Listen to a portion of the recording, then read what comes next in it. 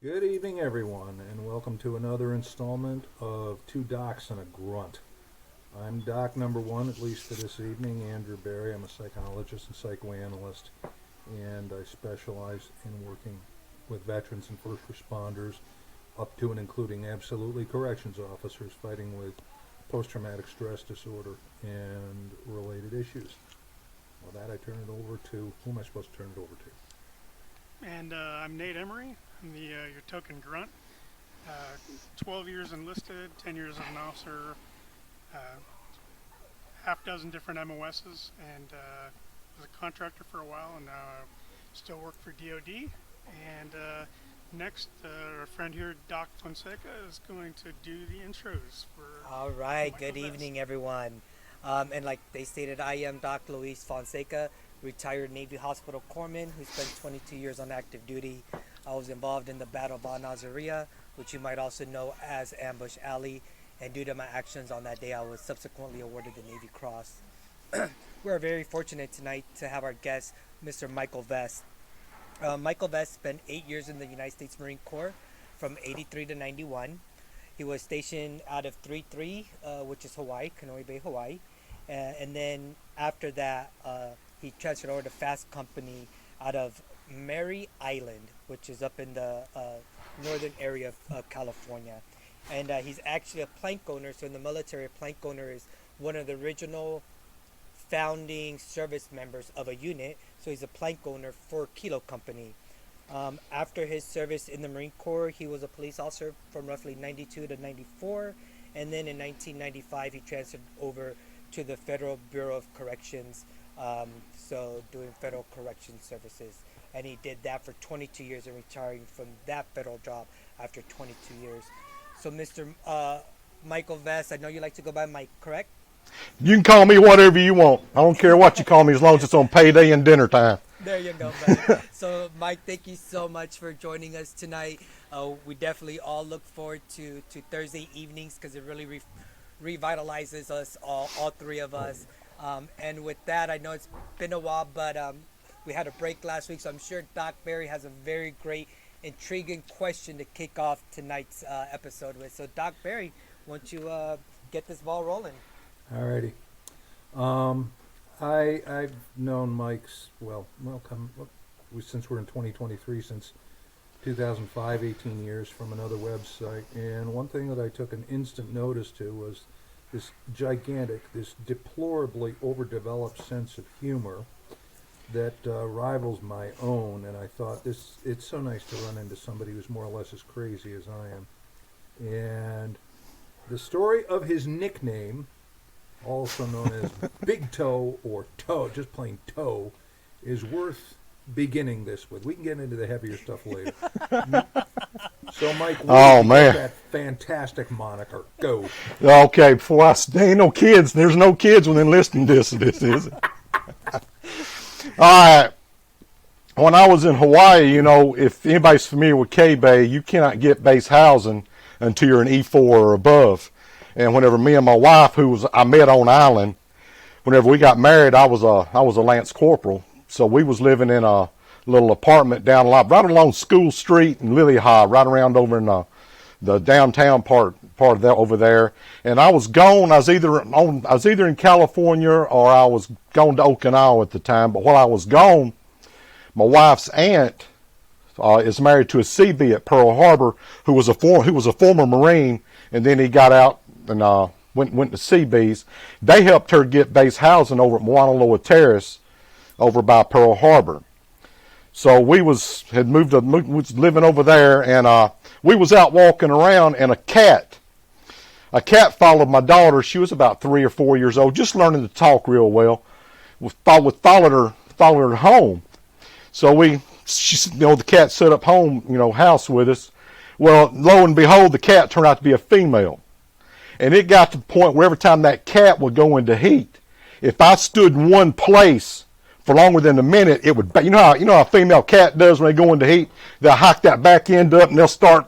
Well, I couldn't stand in one spot for longer than a minute. If I was ironing a uniform or something, that cat would back up against my toe and start, I want some dig, I want some dig. And it just went crazy. And I don't remember if it was my wife's cousin or my wife's uncle said, must be something about that big toe. Well, nothing ever came of it. Then when I wound up in California with Fast Company, somebody was telling a story, so I relayed that story to them, and then the name Big Toe just ballooned from there. But I wound up punting that cat with my big toe, and it didn't. It went on somewhere else. That's called toe jam, but anyway. Yeah. But anyway, that's how the legend of Big Toe came to be. Came to be. Outstanding, just outstanding. But one of the things that you've always been pretty open with me about is the impact of working in corrections. Tell as much as you're comfortable. I mean, what you and I were talking about last night was harrowing, it was jaw-dropping, informative. So go as far as you want to with that. All right, well, I don't know if anybody, how familiar people are with Fast Company, but, we refer to it as, fake-ass SEAL team. That's what we called it. But, we did a lot of CQB. We got a lot of good training there. Got a lot of CQB training, and did some work with the FBI out of San Francisco. They would come up and, train with us in hostage rescue. And the law enforcement bug kind of bit me, and I was like, it's pretty fun stuff right here. So, I wanted to re-enlist, but they wouldn't, and they said, no, you got to go back to the 03. And I'm like, well, I kind of like to go into law enforcement. So I went ahead and I'd messed my left leg up fast roping. And so it never really was the same after I hurt it.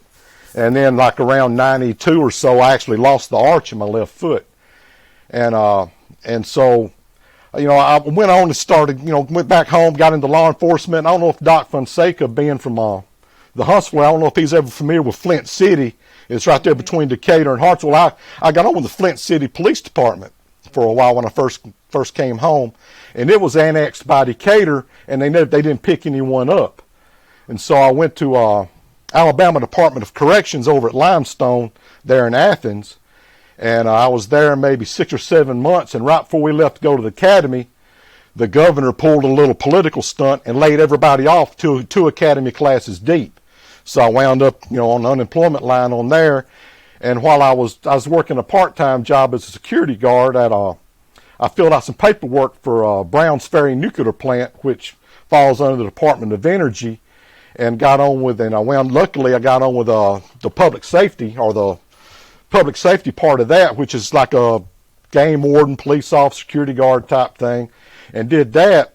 And then they started talking about layoffs. And one of the lieutenants there said, hey, Mike, did you ever think about working in a prison? I said, well, I was in prison before I came here.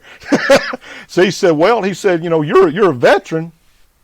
He said, if you wanted to go down to Talladega and work at the federal prison in Talladega, they can hire you right off the street under the Veterans Readjustment Act. So his sister-in-law, or a friend of a sister-in-law, was actually in human resources there at Talladega. And so he put me in touch with her. I filled the paperwork out, and they picked me up right off the street. I didn't have to go on the Federal Register or anything. So I started at the federal prison there in 95, and I was there, maybe 7 months.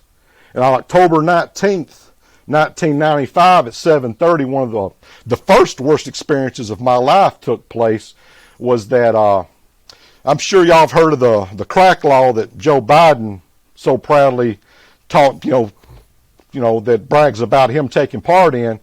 Well, what that did was that made, if you was arrested for powder cocaine, your sentence was here. If you was arrested for crack cocaine, your sentence was here. In other words, powder was doing 15 while crack was doing 30. And the inmates that was there under the crack law, they felt that was unfair, which, in all rights it is. It's all cocaine, it's all drugs, it's all illegal. Well, anyway, right around October, Congress was going to vote to either bring powder up even with crack or bring crack even down with powder. And they voted against it on October the 16th. Well, right around the 16th or so, some of the inmates was telling us, hey man, you might not want to come in on the 19th. You might not want to come in on the 19th. So we was letting the lieutenants and them know, say, hey man, something fixing to kick off. Something fixing to kick off. If you're scared, stay home. If you're scared, go home. That type thing. Well, look, I don't know if it's luck or what, but the 19th just happened to fall on. It was a Thursday, and it just happened to fall on my day off. And so I was at home, and then I come across the news, riot at FCI Talladega and all that, and my phone started ringing. The prison was calling everybody in, and well, y'all gotta bear with me. Like I said, I've never spoken to anybody, That's good. Well, the kids was like, Daddy, don't go. Got to. So I loaded up, and I went. Got there, prison's on fire. You can see flames, and it's a brick prison, but in the rec yard is wood. They got wooden shacks, hobby craft buildings. You can see the flames from the highway. I mean, they went smooth off, and we had and our warden was a Vietnam Marine, Silver Star Vietnam Marine. So I pull in. We go running in, and they checking everybody in on paper, writing everybody's name down. I go in, they're passing out shotguns, they passing out rifles, they passing out pistols. You hit the compound, and it looks like you ever seen the movie Gone with the Wind when Atlanta catches on fire? That's what our compound looked like. And before that, our compound looked like a college campus. It was immaculate. And I mean, it looked, like I said, it looked like that scene out of Gone with the Wind. And they send they're sending us to all these different units, and you hear rounds, they're cracking rounds off, trying to get the inmates back in, for those that know, a riot to me, from my experiences, it's, even though I never was in any, full combat, to me, it's like what I imagine combat as, organized chaos. You got your game plan, we're going to set up a base of fire, send a squad down this way, doing envelopment, we got our game plan all set up, that's what we train to do. Well, the inmates ain't playing on the same sheet of music as we are, and that compound holds 1,000 inmates, and there's maybe 200 of us, that's what you step into. Well, we get the inmates pushed into back into their cell blocks, their housing units, and they've done taken all the drop cords, and they've wrapped the doorknobs with the drop cords, and there's people outside all the housing units, and we find out that they've got one officer hostage, and they about beat that boy to death. I mean, I'm serious. They locked him in the bathroom in the center of the unit. They set the unit on fire.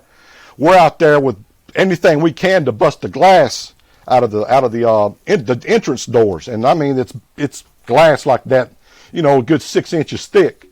It's bulletproof, shatterproof, safety glass. So we got battering rams, we got sledgehammers. We're trying to bust through the glass, trying to get in to put everybody down, and plus rescue Steve, who they had taken hostage. And then there was found out later that there was another officer that was in one of the other units. They beat him with ball bats, and luckily somebody drug him to the front grill and was able to get him to safety. And so we're sitting there, we're trying to bust the windows in to get in, and you can hear the inmates. They got Steve's radio, and they're yelling across the radio, we're fixing to kill him. We're gonna cut his head off, and we're trying to get in. And just like any just like just like any bad situation, there's always a little bit of humor in it. One of the, I don't know if it's the lieutenant or the captain, says, "Who's got a knife? Who's got a knife?" And nobody's saying anything because you ain't supposed to have a knife in prison. Nobody's saying anything. So he's like, "All right, nobody's in trouble. Who's got a knife?" Well, all these knives start coming out. So we, finally, after what seemed like forever, we was able to get in, and we, pop rounds into the ceiling. Inmates start, making their ways to their cells, and we slowly start going from unit. There's 4 major housing units, and we start going from unit to unit to unit to unit and getting, everybody secured in. And then, so we get everybody locked in. We start looking, we start going around checking for any injuries. Of course, there's injuries galore, both on the inmate and officer side of the thing. Luckily, the inmates took the worst end of it. But and then we start counting, making sure nobody's escaped. And we counted. The riot kicked off like 6:30 that evening. I got there maybe 7:30 that evening, and we start counting up until, and we kept coming up one short. All night long, we kept coming up one short.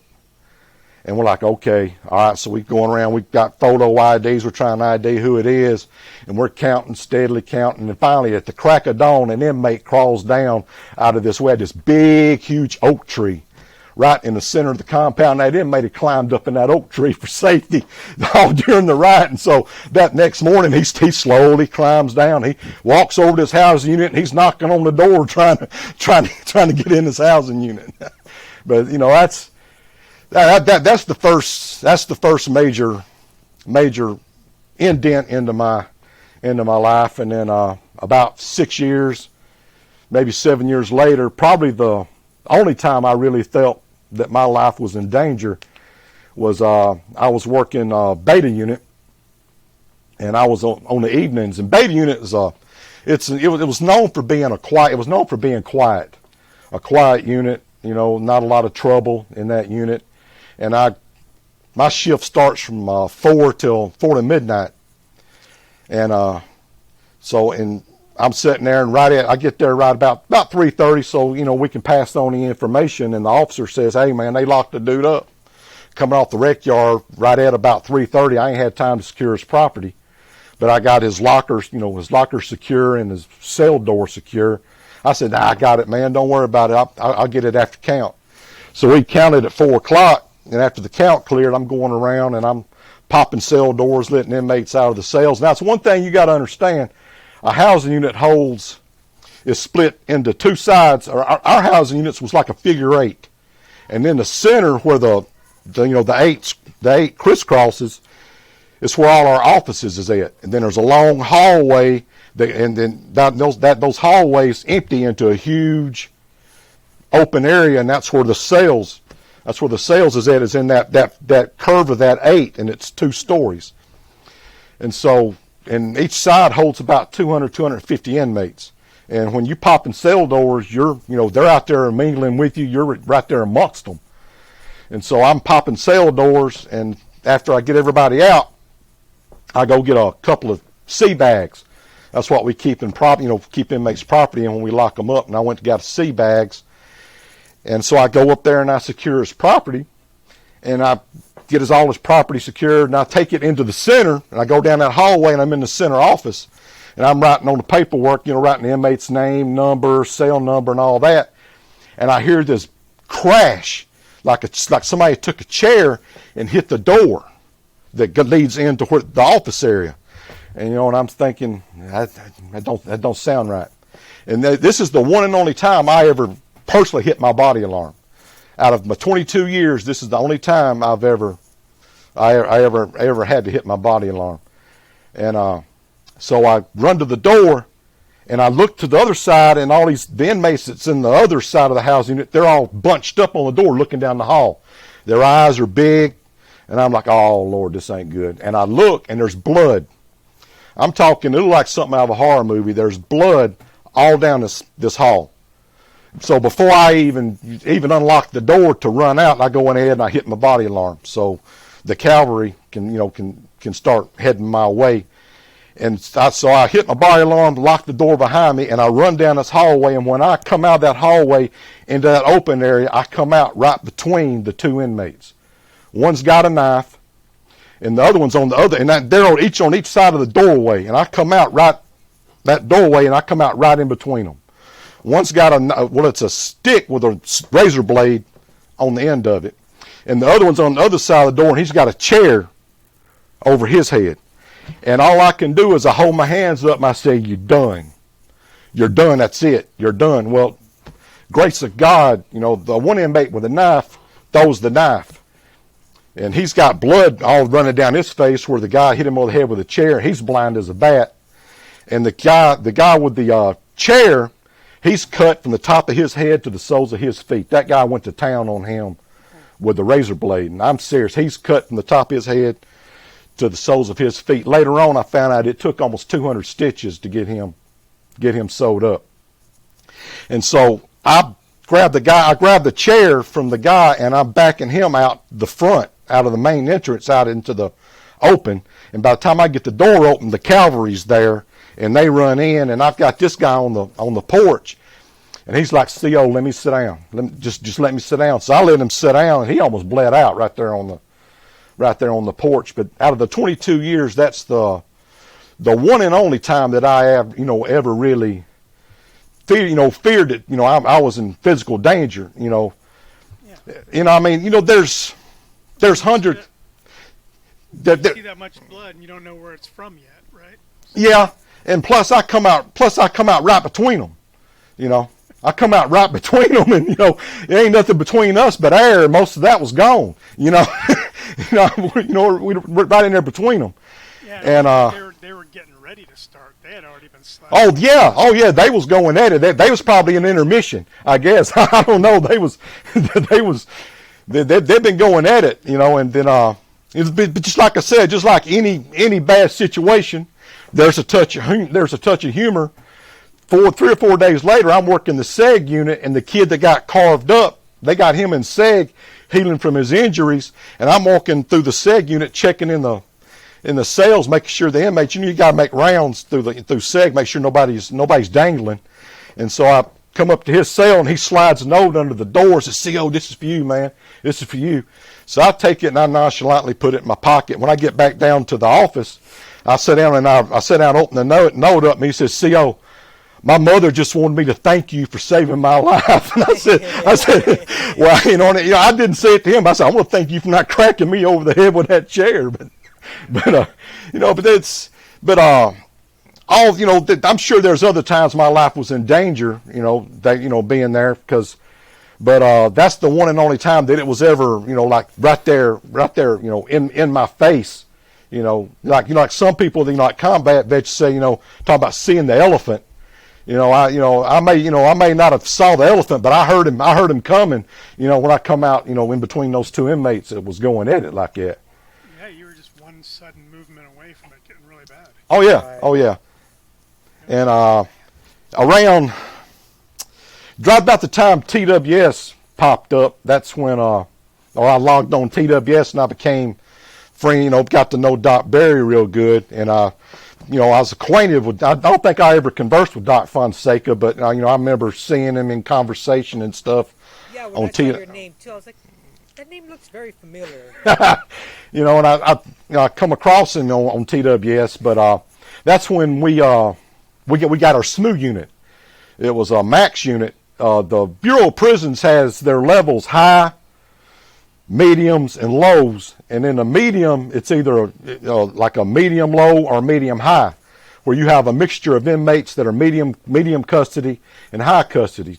Talladega at that time was a medium high. And in the wisdom of the Bureau of Prisons, for a long time, we had a bunch of the Mario Cubans there. The Mario Cubans, they had rioted all over the Bureau of Prisons. They took over USP Atlanta at one time, almost burned down USP Atlanta. Well, we got them at Talladega, and we had them in a lockdown unit there. And in 91, they took over, they captured Alpha unit at FCI Talladega and held hostages there for like 21 days. So we still had the Cubans there, but we wound up getting rid of them all.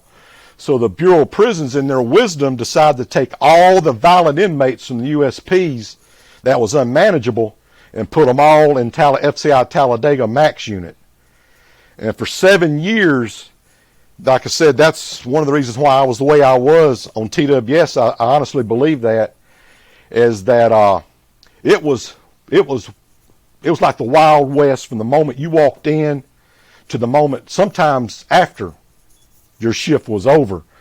And I mean, it was a fight. It was a fight from the moment they pulled up on the bus to the moment they actually departed 7 years later. And one of the lieutenants that usually ran the team I was on was telling me that he counted, and that in 1 year we had done over 200 cell extractions in that unit in 1 year. And there was one time I'd come home. We'd been down there all day long, and I come home and I had pepper gas. I had OC on me and all that, and I went in to take a shower, and for some reason I kept burning right under my arm. It was on fire, and I was like, man, that's something, man, must have got some of that gas rubbed in on me. And we wear these stab-proof vests, but it don't really cover the center under the armpit area. So when my wife got home, I said, hey, can you look in that area? I said, it's burning. And she looked, and there was gashes all under my arm where apparently, when we was fighting that inmate, he had a knife and he was jabbing. Of course, I'm 6'2.5", and at that time I was between 260, 270, so I'm the first man in the door every time. And apparently he had a knife and he was gashing. It was at me, and it was going under the vest, and it was just nicking the skin under under my vest. Right. And That adrenaline you couldn't feel. oh yeah, that's heart's going 90 miles a minute. And another thing that come out of our SMU unit was the first homicide that I was around, as that the AB Aryan Brotherhood and the Texas AB were going at it, and we was unaware at the time. But the California Aryan Brotherhood considered themselves the grandfather of the Aryan Brotherhood, and they was trying to bring all the other states up under their umbrella. Well, the Texas AB said, no, we ain't playing that. Well, in our SMU unit, we had California AB, Texas AB, Texas Syndicate. We had them all. And we was, every 30 days, we do a cell rotation to keep, like if inmates cutting through windows or cutting through bars, we rotate every 30 days, and then we'll inspect the cells for any damage. So you can figure for 2 or 3 days every month it's going to be an all-out fight, because they didn't want to move. They want to stay in their cells. They didn't like the cellmates we put them with. So you got stabbings, you got cell fights. It's an all-day thing. Disrupt the power structure. Yeah. So one of the Texas AB guys, I don't want to give his name but we was going to move him, so there was another AB guy. Hey, man, put him up here with me.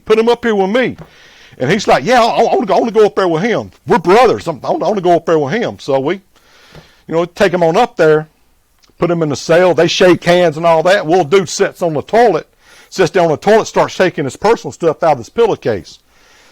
Well, while he's taking his stuff out of his pillowcase, the guy politely pulls out a shank, hits him once in the back of the head, 9 times in the chest, lays his knife down and says, I'm done. You can come get me now. Well, he hit him his off button. He got right in the medulla. He got that brain stem, his brain was dead, but his body didn't know it.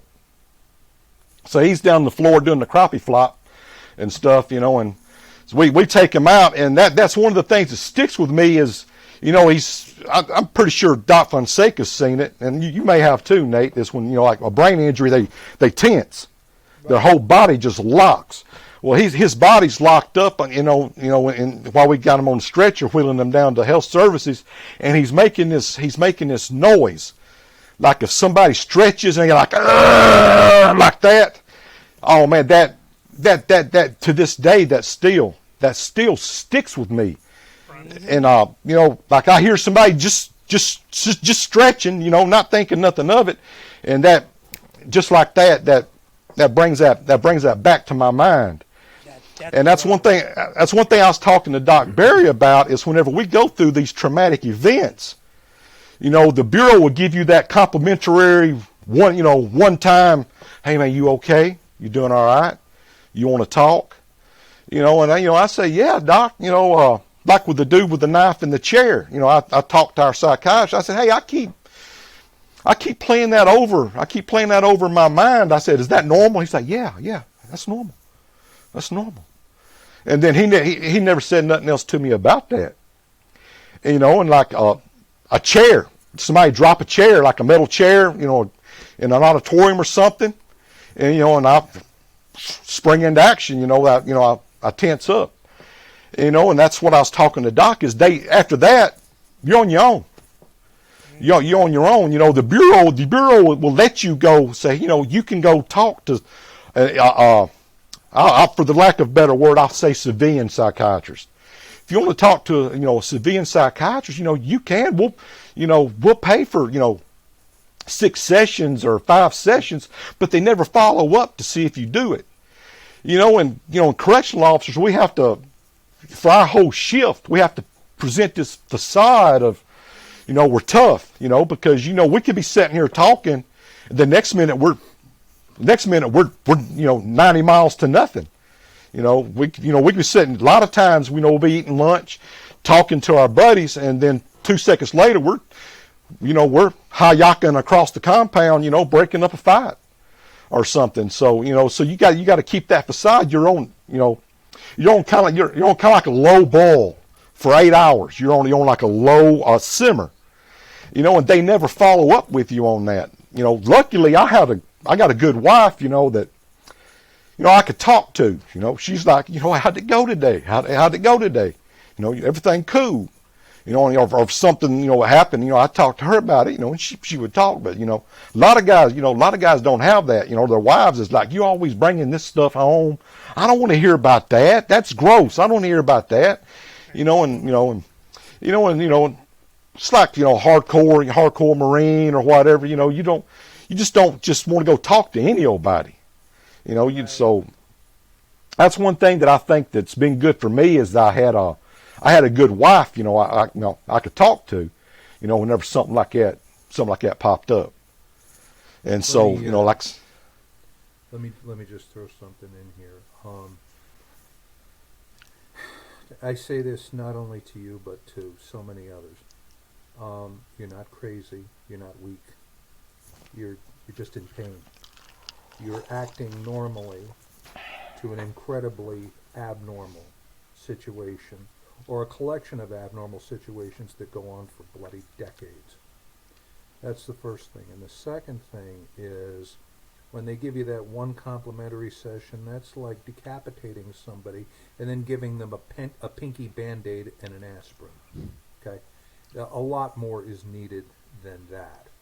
And the last thing I'd like to point out is, after you see this stuff day in, day out, what are you supposed to do? Go home and not talk about it, not process it with anybody? I'm speaking just categorically here. yeah. And just sit on it and keep it inside and so on and so forth.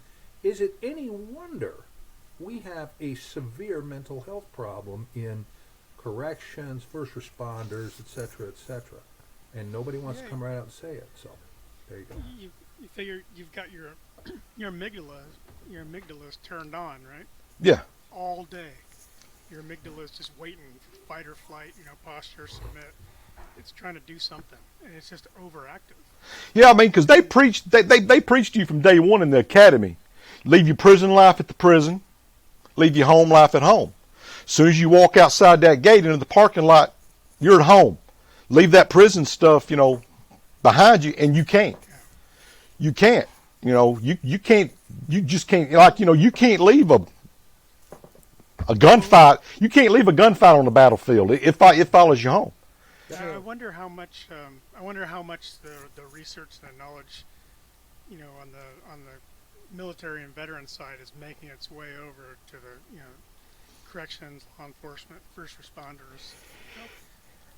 Because we know a lot now. We know that the synapses between the amygdala and the prefrontal cortex, which is supposed to turn it back off, we know that there's not enough synapses. Something is happening. So they might tell you to not take it home, but if you can't shut it off, I mean, No. you can't shut it off, right? And so you're still on a hair trigger. You think you stuffed it, and then, in my case, somebody flipped me off in the freeway. That's it. I'm following them home. Yeah. And so that's why people blow up like that. Yeah, and that's why suicides is so. I think so. You don't hear about it much, but that's why suicides in the correctional field is like it is. And like I was telling Doc Barry the other day when on the phone, I had 5 that I know of commit suicide. One was my boss, one was my direct supervisor, and one was a lieutenant. And like I said, I know of 5.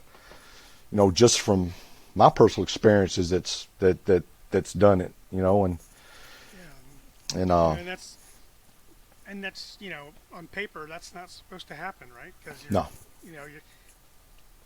Ostensibly we think, oh, it's not combat, so nobody should be getting this bad, but it's trauma all day long. Mm-hmm. Yeah. Jeez. Well, they give you classes on it every year. We go through a annual refresher training, and they have their suicide prevention classes, and that and they probably I know they mean well.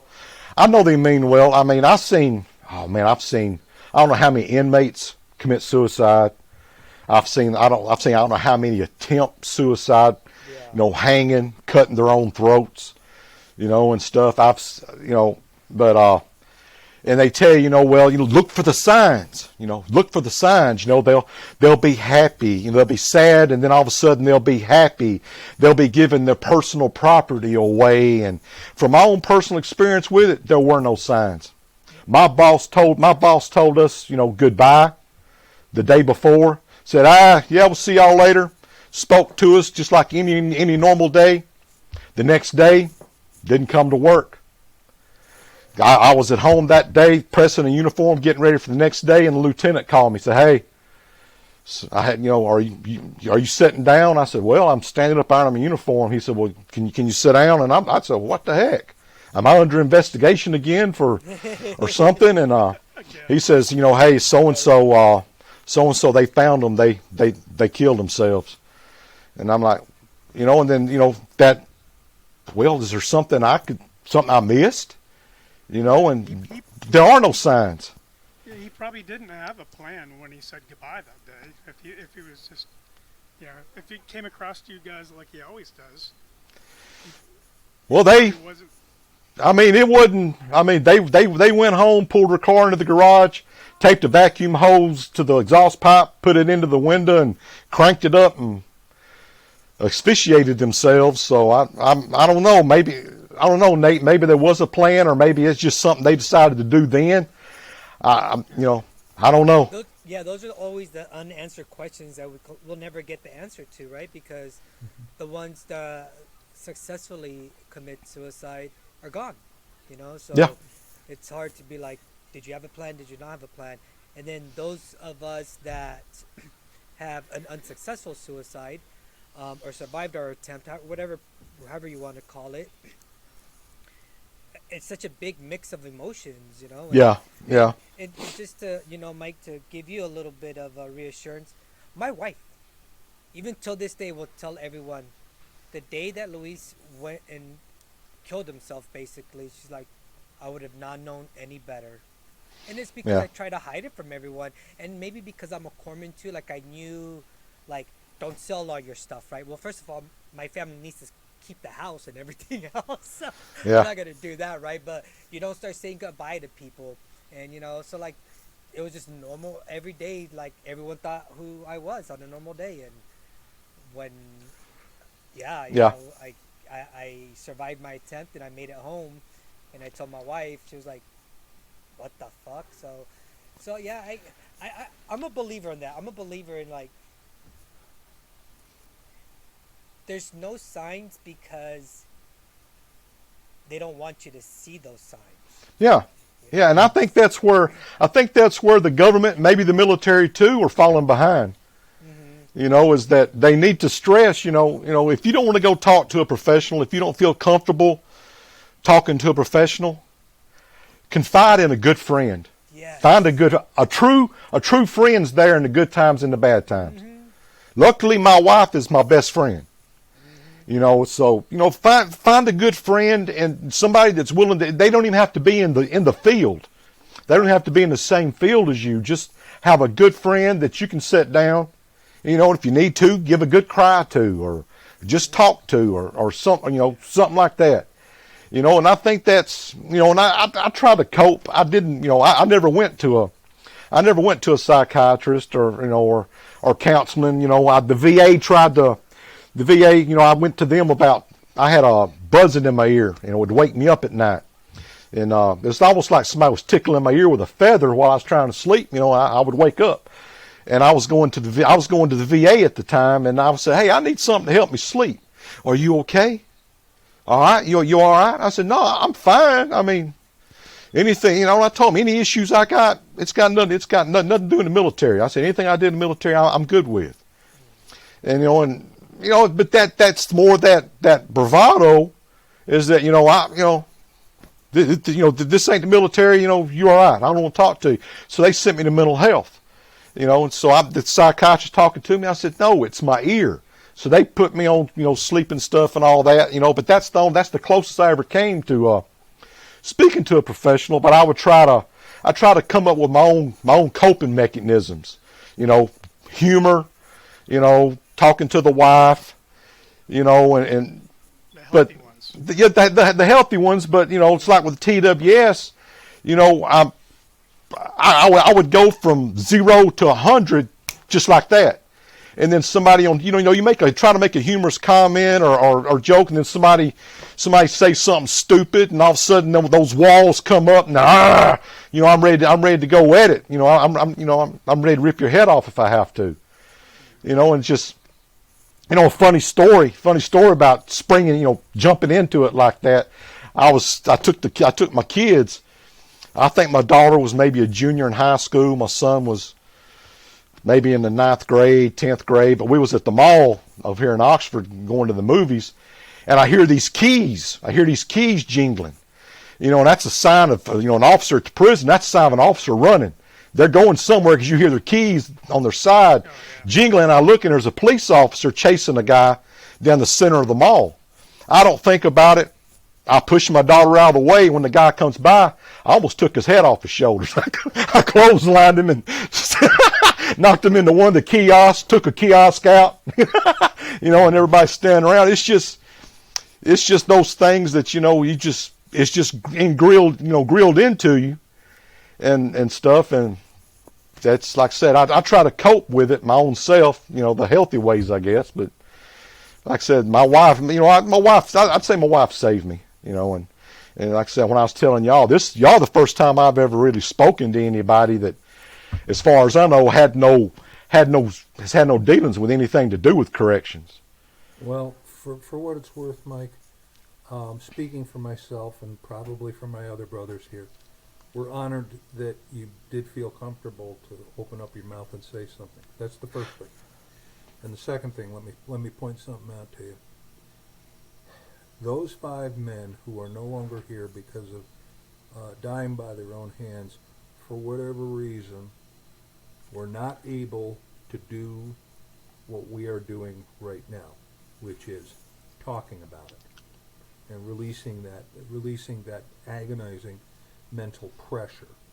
And the other thing I'm going to tell you, one of the reasons why we all do this week after week is we honestly believe that down the road somebody's going to listen to this, if they're not listening to it right now, and saying, I know what he, meaning you, whoever the guest is feeling, and it gives them a sense of not being alone, that it's okay to open their mouth and talk and say something. Yeah. And the last thing, because I could talk all night too, we have heard repeatedly, when it comes to asking for help, the hardest thing guys ever have to feel like they have to do, the hardest thing they've ever done is to reach out and ask for help because they have been trained not to. Yeah. Hope that made sense. Yeah, it's probably, and probably now there's probably some young guy that you worked with or working with now who is like, nah, I got this. Not going to bother me, and it probably won't bother him for a long time. Yeah. Maybe 10, 15 years down the road, one day he's going to start struggling, right? And Yep. hopefully he's like, hey, I remember, Mike he was talking to some people about it, and maybe he'll find the video, and then look at it and go, shit, man, he's going same shit. Mike went through the same shit that I'm going through now.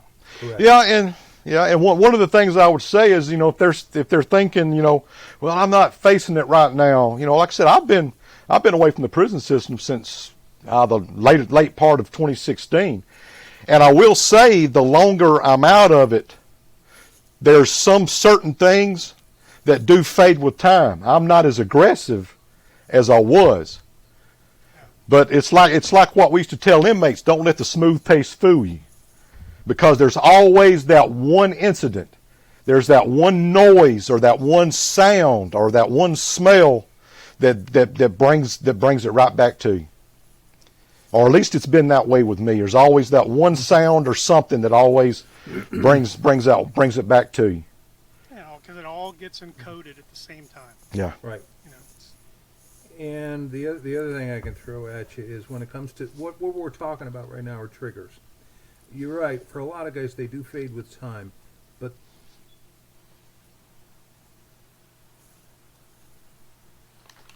Yeah. Right. You know what? Oh, go ahead. No, you're good.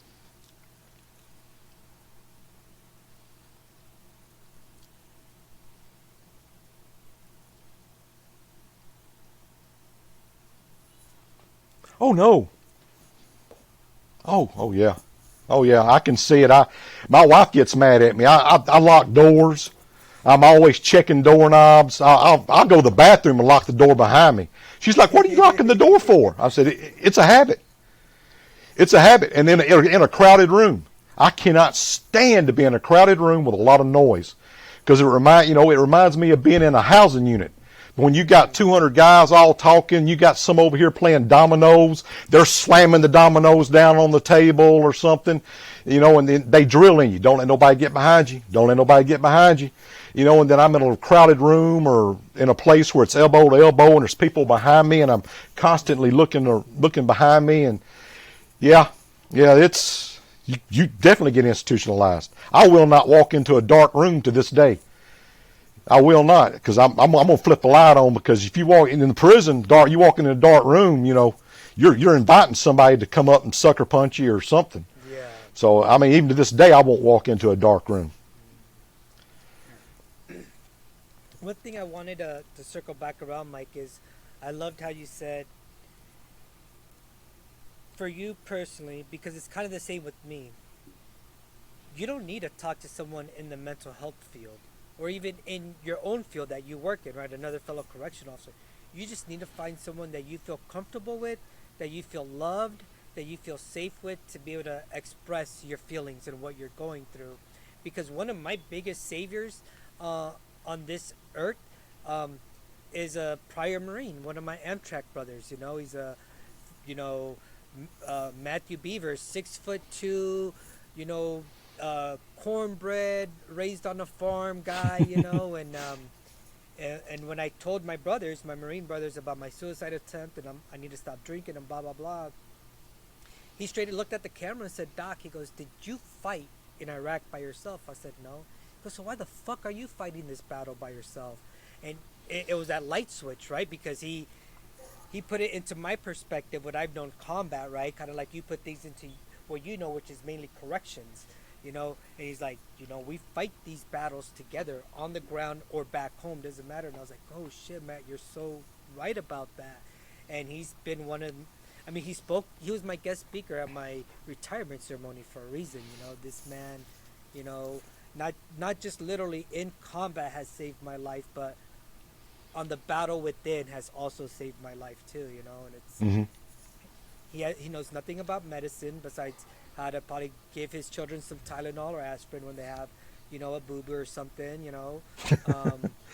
he was a great fucking Marine. He worked in corrections as well once he got out, but he injured his back in Iraq, and unfortunately that lasted about 5 or 6 years before he just couldn't do it anymore.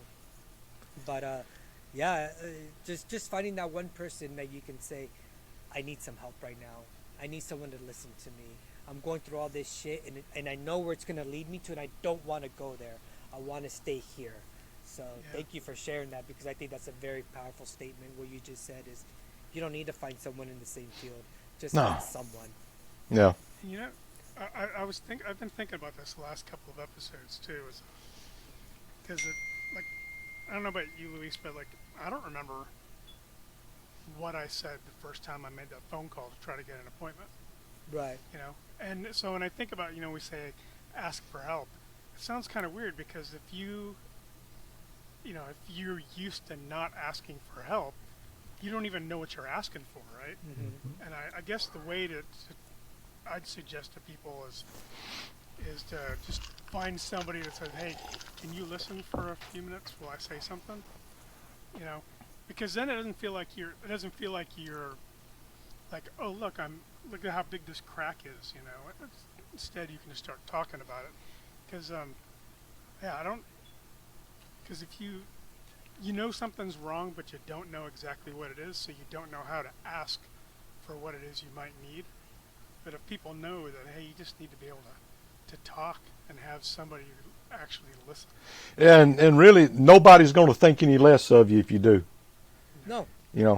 I think that's one of the big things is nobody's going to respect me if I start talking and start to shed a tear, which I got to be honest with you, when I was talking about the right part and that guy, it got me. It got me thinking about it again. But nobody's going to think any less of you. And it's healing. It's a form of healing.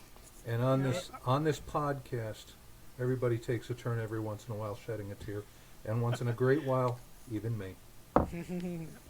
I tell people, that when you're telling your story, and if you start crying, it doesn't mean that thing you just said, is the thing that was so bad that it's something to cry about. What it is all that pressure and all that anxiety and stuff that just builds up, right?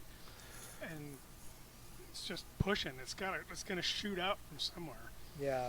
And so whatever that last bit of stress is that comes in could be from something completely unrelated. We had a guest about a month ago who says, like, I start crying just about everything. And afterwards I talked to him. I said, I know, man. I was like, I hear you. I'll watch some dumbass commercial, and I'm like, oh, that was so sweet. Look at the mom, and the next thing you start bawling. I'm like, what the hell is going on? But I start thinking about those movies at Sergeant Pepper's in in Kenville, and that always brings a tear to my eye. oh man, Well, But it's one thing that you said, Mike, about no one's gonna think any less of you. That's one thing that held me back for so many years of speaking up about my mental health, my PTSD, my depression, until I had a suicide attempt on active duty. And then it's kind of like, okay, everyone knows now, right? And in that whole transformation, and I speak a lot about it now too, is everything that I was so afraid of losing temporarily, right? Because I spoke up about mental health. So my security clearance, my leadership position, even if it's the respect of leaders, right? That's all going to be temporary. But if I off myself, that's permanent. I That's lose permanent. Permanently, And so it to me, that was another way of thinking of it. It's like, no, everything that I committing suicide, I would lose it permanently. I would never be able to rebuild what I've lost, right? And plus, you do. If I speak up, and if you don't like me, guess what? There's 9 billion people in this world. I'm not gonna make 9 billion people happy. If I ain't make you happy, Mike, sorry, bud, but I'm gonna move on. I'm gonna keep trucking on, Yeah, but plus, you have to think about the people you leave behind, because it destroys them as much as as much as it because they're stuck with unanswered questions. Is there something I could have done, something I could have helped you with? Yeah. What you wind Yes, up that doing is there's- transferring your agony into everybody else. Yeah. Yeah, I Yeah. was just gonna say that old adage. Well, hey, since this kind of topic came out of the blue, let me propose to you all a question. Because it just recently came back up in conversation, not in a bad way or anything like that, but I was just talking to someone that they've been having, some suicidal thoughts, doesn't have a plan or anything like that, but when the termage gets used, when the term gets used, that suicide is a selfish thing because they don't think about others. Now I want y'all to think about that question, right? And I'm gonna give you my answer to maybe see. So they talk about it's selfish because of the people you leave behind. After my suicide attempt, when I spoke to my family and I even spoke to my psych doctors, I told them in my mind I never saw it that way. The way I saw it was I felt that everyone else was selfish because everyone else wanted me to keep on living on this earth in this pain and suffering every day, when at the end of the day we're all going to die anyway.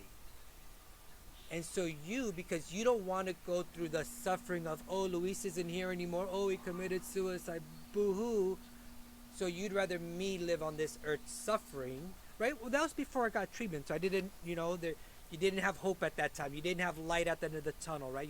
I didn't have none of that, right? So yeah, for me at that moment, I never thought I would, but I truly got to a place where,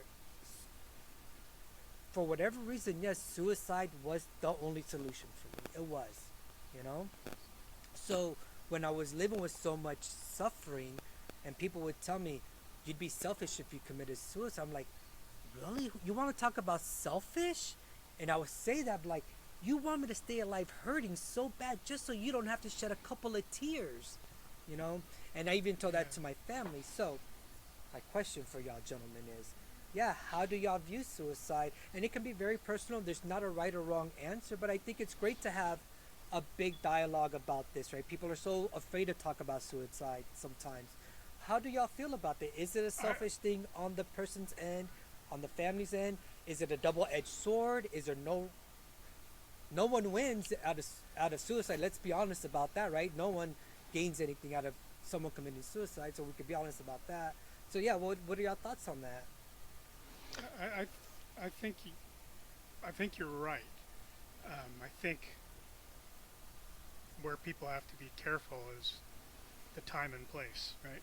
I think you can be objective and academic about it, like in a teaching setting, when you're not talking to the person who's at risk, for the same reasons you said.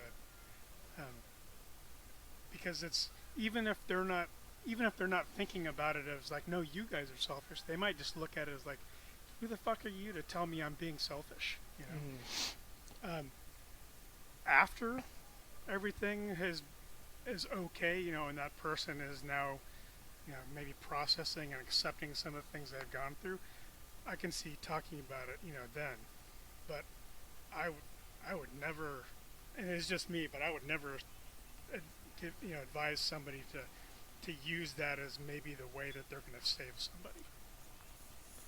I consider it a two-edged sword.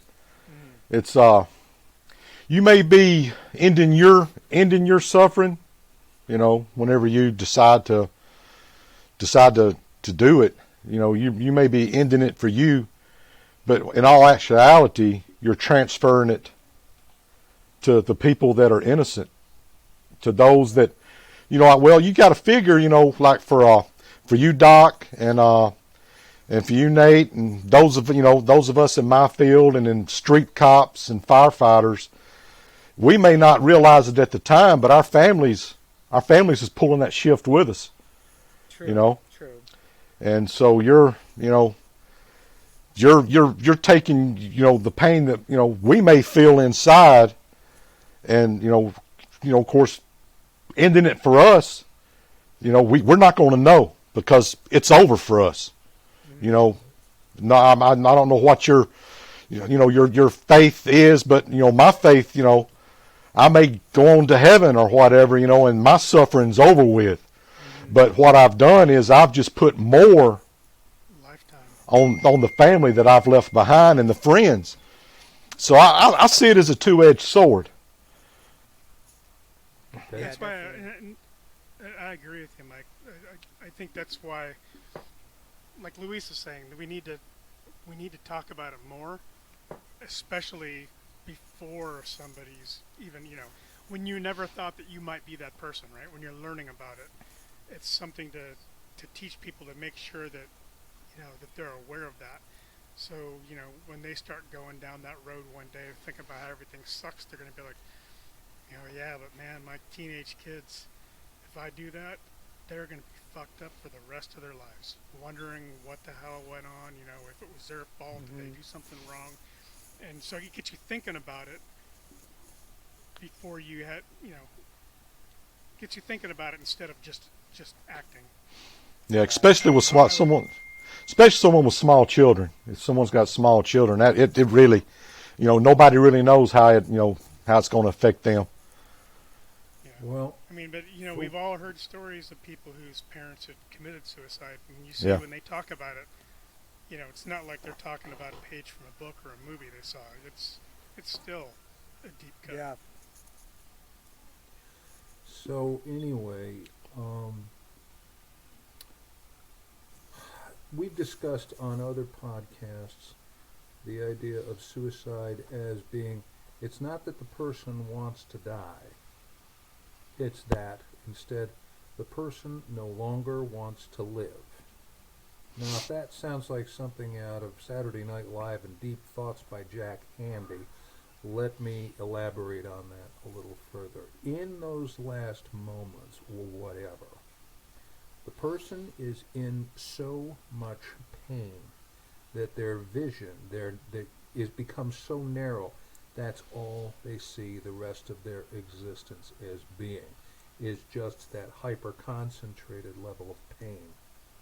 And that is what I mean when I say the desire is not to live as opposed to commit suicide, because they can't see the situation getting any better or the pain being released or relieved in any way. I won't pass judgment. I'm not going to say anybody is selfish or not. And Luis is absolutely right. There's no right or wrong answers to this. Now I'll tell you guys a story that I've told only like 2 or 3 people. As I have been very open about, both my parents smoked themselves to death. Okay? They both died at the age of 70. They were 10 years apart in age. And apparently Mom didn't learn anything about watching Dad go through this. She had to repeat the experiment, and she never got a chance to meet her first grandchild. I just love tobacco. Speaking of triggers, cigarette smoke pisses me right off. Now, getting back to my dad, without going into too much detail, my father was on his literally his deathbed. We were wiping him down every day. He was starting to lose his concentration. Quality of life was starting to go, and he knew where to get, shall we say, the little black pill. And he was gone. I was in my 30s, so I wasn't a small child. I did not judge him then. I will not judge him now. I miss him, yes. But after he died, Mom and I compared notes. Physically, he had a circulatory system like a freight train. It would have just gone on forever, but his lungs were shot, and he was turning into a vegetable. It was just a protracted way of going out. They call emphysema death by inches for a reason. And he didn't want to have my mother looking over him 24/7. Hospice was about ready to cut ties because he had survived so long. So he and Mom, now everybody's gone, so I can speak of it more or less openly, figured that was the best course of action. Am I angry with him? No. I just wish. Now, my dad suffered from depression most of his life, a very negative guy to be around. And in the last year or so of his life, I said to him, I wish I could dig into my bag of tricks. I wish I could say the right thing or whatnot to make this go away, because I've done it for so many others. Yet I cannot do this for my own father. And my father said to me, don't blame yourself. I did this to myself. It's nobody's fault but mine.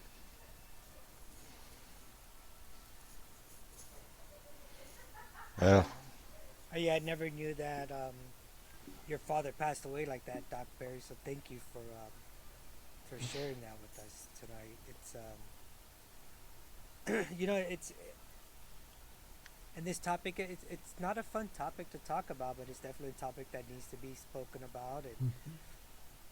And the reason I bring that question up is because I can personally see both sides of the argument. I could see it from me, the one that wanted to end my life, and understanding exactly what Doc Barry says about, it's not that I really wanted to die at that moment, but I just didn't want to continue on living the way everything was going on in my life, right? All the emotional and everything. But now, 4 or 5 years post suicide, do I see the world a lot more clearer? Yes.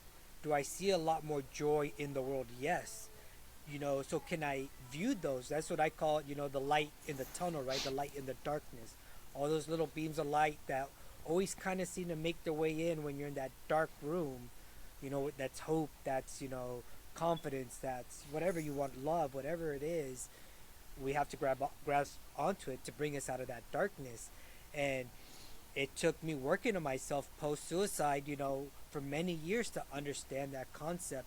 And that's why I like to propose that question, because we can stimulate a good topic, for people that don't understand it, or maybe just very one-sided opinionated. Does that make sense? And they think, no, they're selfish and that's all it is. Like, be careful with that, like we said, right? Because that can be a very damaging thing for someone to hear, especially in those moments of need. Judgmental. I wish you could have. I wish you could have been there with us down in Charleston, because I don't remember which talk we were in, but we were talking about depression, and most of the people that were there, sitting and listening, had family members that were struggling with depression. And I want to say I was talking about that commercial for one of the depression drugs, antidepressant drugs. Where the lady, she's holding up the stick with the face mask on it. She's at a dinner party and she holds the mask up, but then she looks down behind it. She's just miserable. And I was trying to explain that to somebody there, and they had this light kind of come on, and they started talking about they had a cousin who could sit there, everybody's happy, and that cousin's just sitting there crying. But they didn't quite get it because there was no way to explain it, in a way that people could understand. Right. But it's, I think I went on a tangent there a little bit. That's all good. Man, my short-term memory lately is just taking me off. You see, when I get twitchy like the way I am today a lot, my stress level is up high. The same thing happens with my memory. It's like if I'm doing a 5-step process, I might get to step 3, and then when it goes to step 4, for some reason step 4 from some other process comes in there, and I'm like, what the hell?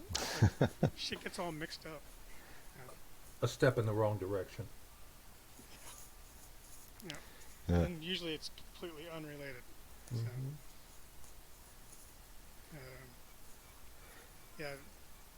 people. No, I'll leave it at that, because I would probably just stumble around. Yeah, but I think a lot of it also is that people's need, they need to come up with ways to cope. instead of digging, instead of climbing into a bottle or a pill bottle or whatever, just find a good way to cope. Mine was, like I said, mine was humor. I'd go to the lake. I'd go over to Oxford Lake. I would go 4 or 5 miles, and just I'd hit the gym. Just find different ways to relieve the stress and stuff. And of course, I've still, as far as the humor, the dark humor, and all that, I still do that to this day. And being out of the prison system now, I come up with one of my off the wall little one-liners or stuff, and people, cause see, I kill bugs now. I work for a buddy of mine that owns a pest control company, and some of my one-liners, they either look at me like I'm crazy or it goes straight over their head, and I don't understand. I don't understand what they're talking about. Like somebody was saying something about one of their family got a DUI or got arrested or something, and I said, well, tell them let the big one go first. That way the other ones won't hurt as bad.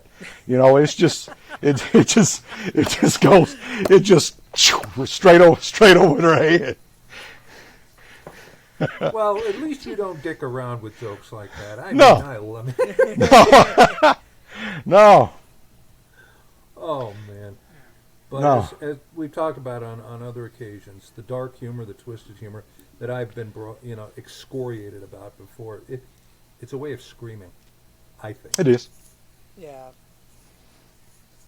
Mike, It is. I mean, cause go ahead. Go ahead. No, go ahead. Go. You. It's a question. No, like the guy y'all interviewed that was at the NYPD detective that was at the towers. He was talking about dark humor, and cops. They'd be at a crime scene and and like we would be, just like with us, we'd be at a bad fight, where somebody got took out or tried to kill themselves, and somebody's like, "What happened?" I said, "Well, he hit his off button," or we'd just come up with off the wall stuff and laugh, and laugh, like it's like the guy that got stabbed in the head, and he was doing the body thing. I still remember we was wheeling him out, and somebody that was one of the officers that was outside, setting a perimeter around the outside of the unit, was asking another guy. I said, "What's happened? What's happened? What's wrong with him, man? What's he doing?" He said, and of course he looked at it and said, "He's talking to Jesus right now." It's just, it's our, it's our way of. Yeah. It's our way of, I guess you could say, screaming or yelling or blowing off or steam or something other. But yeah. You add some levity to it, it becomes less serious and Yeah. not such a dire thing. Yeah.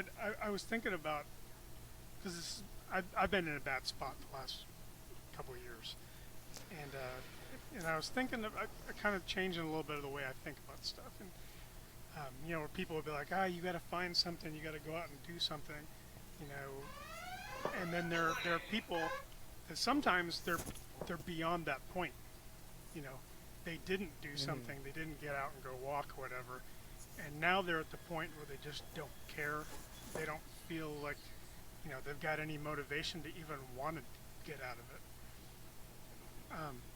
And I'm not saying that means, hey, nobody should try or nobody should try to help them. But I think maybe if people recognize, like, oh shit, this person that I know, they've gone beyond the point where they can help themselves, and people can recognize that and help bring them back to it. So then when they do get a little bit better, then they'll be able to get back to that point, where they're like, oh yeah, maybe I'll go for a walk or something. But there's that place where you hit the bottom, and when you hit the bottom, sometimes it's just, you don't even care to look up. And so, Mike, you said But anyway. you mainly use humor, whether it's dark or not, and then your wife has really been like the way you've kind of coped and healthily processed everything you've kind of gone through. Yeah. Yeah. Okay. Nice. Yeah, that's how I try to find, I try to find a bright light and, little light and everything. Sometimes you can't, but I try to find, some humor, here and there, when I can.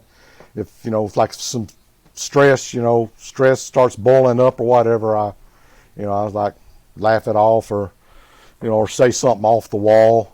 Of course, everybody looks at me like I'm crazy or something, or that's out of line, Dad. It's out of line, out of bounds. But I'll say something. It never fails. My wife says that to me sometimes too. She goes, here's the line, here's Luis. Yeah. I was like, what, babe? Was that not appropriate? Yeah. She's like, no, your audience, babe. No, I'm like, oh, my bad. Yeah.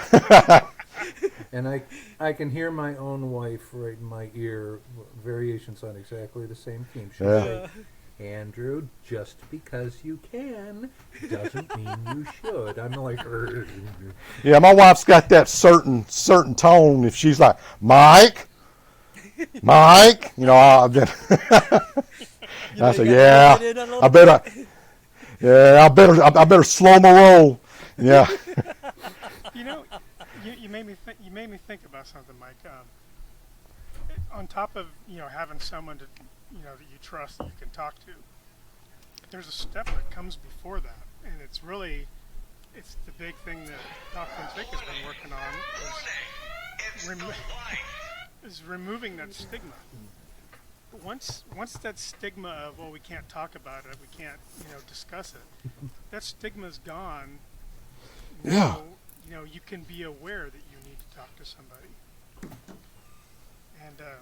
and I think that's where a lot of people go wrong, right? It's they feel that they can't talk about it because it'll make them look a certain way or feel a certain way, so they never even get to the step of, oh, well, I've got this person right here that will listen to me and will talk to me, because they can't get past that first step. they want to be heard. They don't want to be judged. Yeah. Because that's, I think, being judged, and like I said earlier, being thought of as weak. That they just some guys just can't deal with it, just can't face it. That's a physiological thing in males. Yeah. Is to avoid the feeling of shame. I wonder. Excuse me. Yes. Yeah. Okay. Bye. Don't worry, So I marked anyways- that right there. Yeah, She's perfect. Me sneezing, am I picking up the phone? I couldn't tell if you were sneezing or laughing. I was like, nah, I think you're sneezing. Yeah, my wife works at the hospital, and she was trying to get in touch with me, and stuff. So.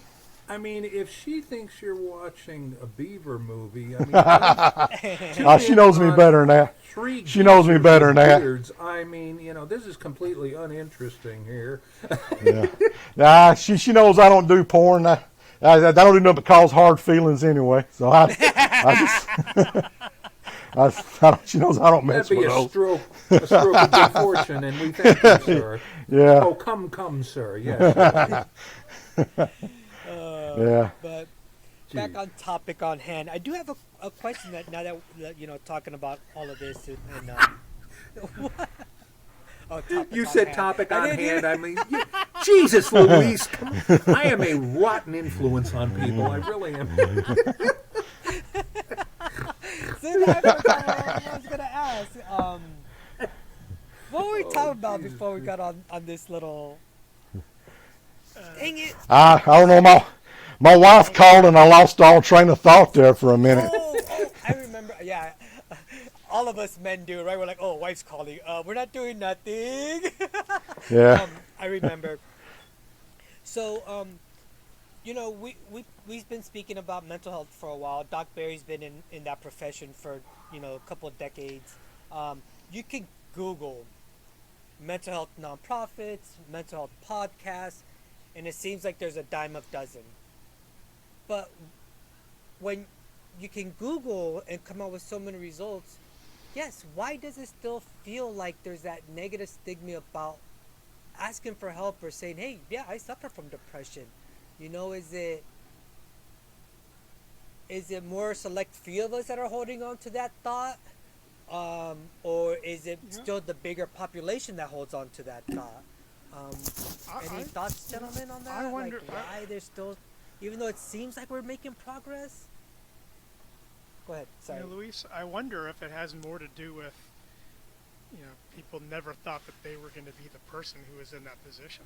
So they weren't, Okay. they had no thought that they were ever going to need to accept that, maybe. I mean, it's hard to, it's hard to think about now, but I know that there was a time when I used to think of psychology as like, oh, that's just a bunch of bullshit, mumbo jumbo shit. And that was a very Right. kinda That's what we call him, the common. wizard, right?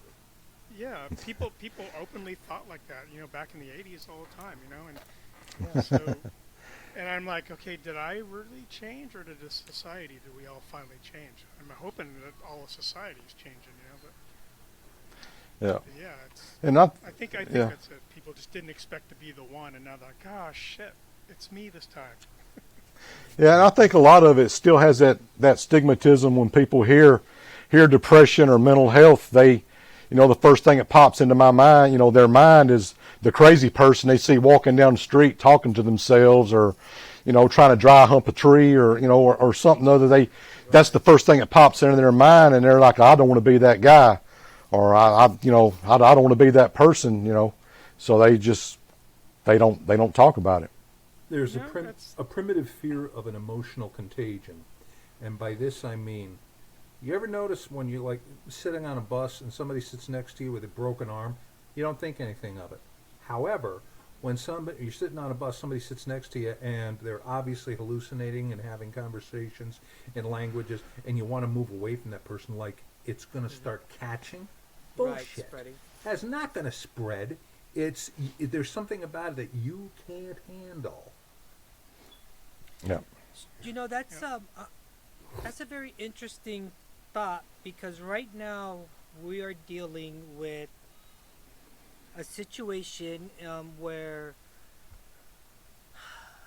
we have a child that is goes from it's a the child's be comes from, whether you want to call it a broken home or a split home or whatever, right? Parents aren't together anymore. So when the child has gone over to one of their parents' house, the parent has told them, don't talk about your depression, don't talk about your anxiety, because your sister, so her stepsister, right? They'll say, oh, put it in her head. You'll put it in her head that she's gonna have anxiety or depression and whatnot. So They treat it like I guess it's a that's kind of virus, what you're right. That's what you're kind of speaking about, right? Doc Barry is in that person's mindset. For whatever reason, they think that just even talking about mental health is going to make it, like, cause it to surface, right? It's that. And when you have the person who's forbidding it, that says much more about that person than the issue, number one. And number two, That's exactly when you what have we a said. person, yeah, when you have a person who's saying that, what they're actually doing is taking the situation and making it all about them instead of the person who's actually suffering. Yeah. The sad thing about Yeah. this situation is that that parent that does that to that child, they suffer from anxiety themselves, to the point where they have to, like, pull over on the side of the road because their anxiety attacks are so bad.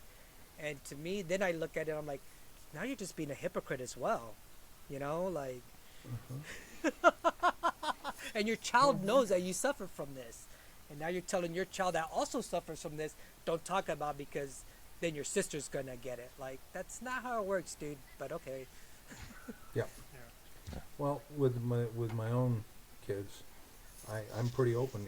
I fought with depression for 20 years. I'm not worried that they're gonna catch it. It's just opening a discussion about emotions, feelings, what makes Dad occasionally as screwy acting as he is, etc. It's called bringing it out into the open and not mystifying it by keeping it under wraps, swept under the rug, in a shroud of ignorance and fear. Right. That makes me, and maybe you might be able to use this, Luis, on your other podcast. I'd be interested, like, those kind of man on the street kind of interviews, people, especially on TikTok lately, to just ask people randomly, what do you think depression looks like? What do you think PTSD looks like? And just listen to, right off the top of their head, what do they think it looks like? Because I bet you most people have those same kind of things, like we talked about, right? Like, oh, what is being crazy look like? And people think, oh, big huggy sweater, with sleeves that wrap around me 2 times. Yeah. Because the vast majority of people, I think, never or have yet to encounter it, in their own lives up close and personal. And when you're around it a lot, it almost becomes normal, and you just kind of get used to living around it, right? What I will do with my patients is, when I'm doing an intake, I'll say to them, what brings you here? And they'll say they're anxious about something, or they're depressed about something, or I think I have PTSD. And the first thing I'll do is I'll say to them point blank, I could look up anxiety, depression, or whatever in the DSM, but I don't want to do that. I want to hear what depression or anxiety or whatnot means to you. And that opens up a whole avenue of discussion, and it gets the point across to the patient that one size does not fit all. Depression means different things to different people. And it gets, when you ask questions like that, it gets you into their heads about how they are thinking. When you put stuff in the form of a question, questions expand understanding and discussions, okay? Declarative statements shut down discussions. That's a good point. Yeah. Yeah, it is a good point.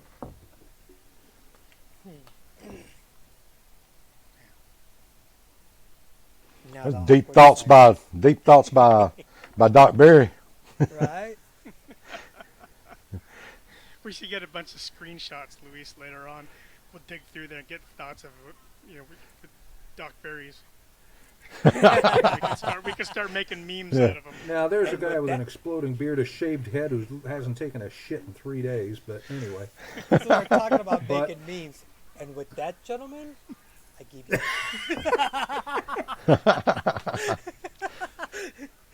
Bless you all, my sons. All right.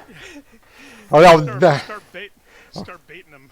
or that one where that guy's got one just does not. That one dude from what was it? From I guess it's not Lord of the Rings, Game of Thrones or whatever, where he's got his finger up like that. From Lord of the Rings or whatever.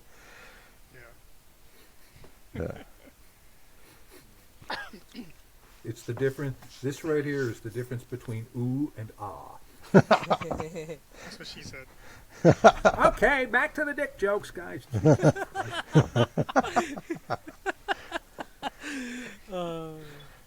So during Right your now, time there's in the one person in the correctional, audience. working as a correctional officer, and I'm sure in the Marine Corps time, obviously, but in your time in the correctional, as a correctional officer, would you say is the stigma is just as bad as we would think in the military or in first responders about talking about your mental health and stuff because of losing your job or career and things like that? Oh yeah, because you didn't. I can honestly say in the 22 years I've never, I don't ever, I can't recall 1 minute somebody come up to me and say, hey, dude, can I talk to you about this, or can I mean, because you find yourself sitting up at the training building listening to them make phone calls, that you'll be up at the training building in alternative duty for the rest of your career. They just, you just don't do it. You just don't do it. Gotcha. You know what's what I found What is shocking recently is I was, and this was back in December. I was at a Christmas party with some fellow brothers of mine, and one of the brethren there was retired San Diego school administrator. I don't know exactly which San Diego school district, but he was high up in the San Diego school district. And he was asking me about the nonprofit, and I told him what it was about. And he goes, man, that's great. He goes, I would love to get you in contact with the school administration. I'm like, okay, to talk to students? He goes, no. He goes, to talk to administration. He goes, believe it or not, he goes, in the school system, it's the same thing. No one talks about their mental health because if you want to keep progressing in the administrative health school system, you better not show them that you have anything going on with you fucked up that would have them question you being able to, I guess, make sound decisions on educating kids. Yeah. So the more I have been speaking about this, well, with my two brothers here, is I've come to realize that it's kind of it transcends, different careers, different. It's almost like this stigma falls almost into every career path that we have interviewed. Would y'all not agree, gentlemen? Yeah. Agreed. Yeah. Agreed. Yep. And that it speaks volumes about the primitive fears that we have about mental health issues. Instead of starting discussions early and making it the norm, we continue to sweep it under the rug until the big white elephant in the room gets bigger and bigger and far more terrifying than it ever needs to be. Right. I would wager to say just about everybody who calls themselves a human being goes through periods of anxiety and depression throughout their entire lifespan. Oh yeah, That everybody. that means we've all got it. We all have periods of going nuts. So let's talk about it. And Yeah, I'm going to widen this one out a little further, as you guys have heard me say on other occasions. And by the way, Luis, I was gonna follow up on something you said a little bit ago. Because you then, while on active duty, became known not just for the decoration, but for almost ending yourself in the booze, the whole damn thing. And you lived through it. Okay, the whole fear of losing leadership and so on and so forth. Listen to me, man. You've gotten all the more powerful because of finally disclosing it, saying something about it, doing something. All the keynote speeches that you do, all right, it's not just about the thing around your neck. It's about the bullet that you almost put into your head. Yeah. And you're Stop. leading. I ain't kidding. That's not sugarcoating shit. That's real. Okay. Appreciate that. And that's the message that we have to get across. That's why we do this podcast.